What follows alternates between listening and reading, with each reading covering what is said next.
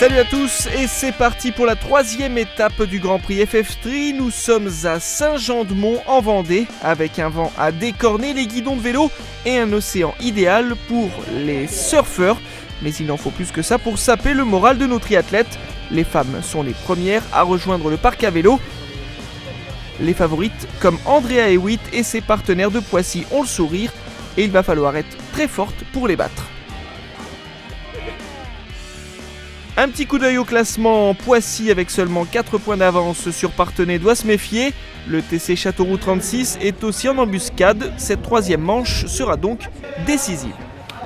À l'époque j'en avais acheté mais je crois... Aujourd'hui on va garder la même stratégie que d'habitude, beaucoup d'offensivité, de la prudence malgré tout puisqu'il va falloir négocier une natation en mer compliquée avec une première bouée où il va falloir être là au rendez-vous. Une natation compliquée, c'est le moins que l'on puisse dire. Impossible pour nos caméras d'aller sur l'eau. Seule la sécurité est en mer. La houle est tellement forte que les filles semblent reculer devant l'impact des vagues. Les coachs sont aux aguets. Les 750 mètres de natation vont paraître très longs aux 12 équipes en lice ce jour-là. Première à s'extirper de cet océan capricieux, les Pissiacaises Hewitt, Harrison et Oliveira. Et sous le soleil, s'il vous plaît, de retour pour la partie vélo. En tête, ce sont Andrea Hewitt et Jessica Harrison qui mènent le bal. Derrière, la riposte s'organise avec Châteauroux à la baguette et Julie Nivois qui emmène un groupe de 8 filles.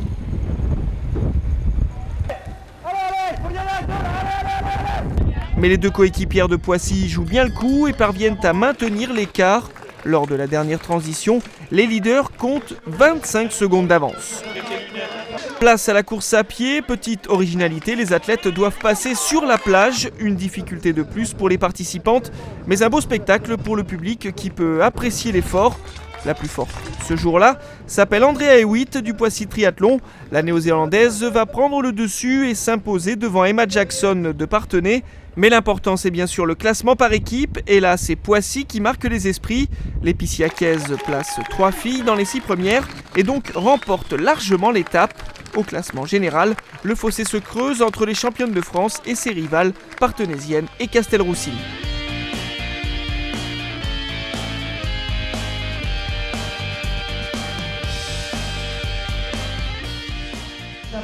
En fin d'après-midi, c'est au tour des hommes d'entrer en lice avec les 3 équipes de tête, les Sables Vendée, Sartrouville et Poissy. La lutte s'annonce d'ailleurs passionnante entre ces formations et leur constellation de stars comme Davidos.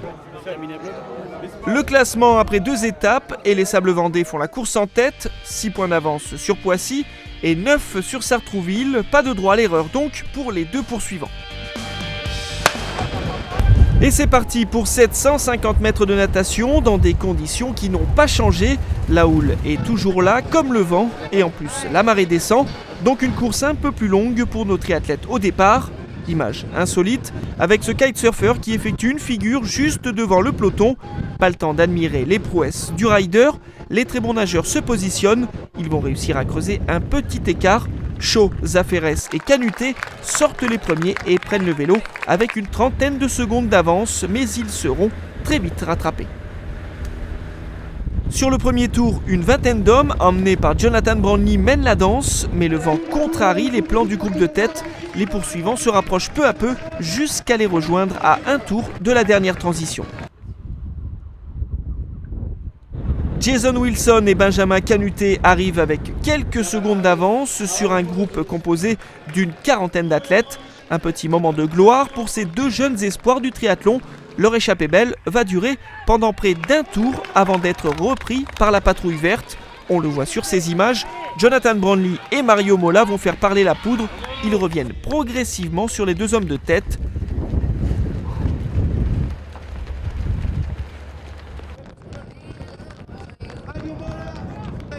Une fois dépassés, Brownlee et Mola vont prendre le contrôle de la course pour ne plus le lâcher. Les 2 hommes franchissent la ligne d'arrivée ensemble, mais au classement par équipe, c'est bien Poissy qui s'impose en plaçant 3 hommes dans les 15 premiers. Sartrouville est 2e, mais c'est surtout la 3e place des Sables Vendée qui surprend. Conséquence, au classement général, Poissy revient à 4 points des champions de France, Sartrouville est à 7 longueurs. On savait que Mario Mola Jonathan Brownlee serait très performant, ça a été le cas encore une fois. On court après cette victoire depuis 2005, c'est difficile, on a fait le dos rond plusieurs années, on a été patient et aujourd'hui ça paye, on est ravis de la victoire des filles, de la victoire des garçons. C'est une récompense, alors on espère que ça en appellera d'autres forcément, mais on va déjà commencer par célébrer et profiter de celle-là.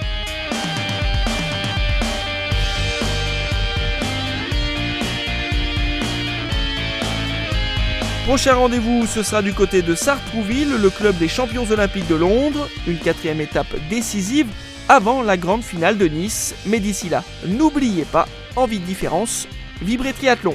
Ciao.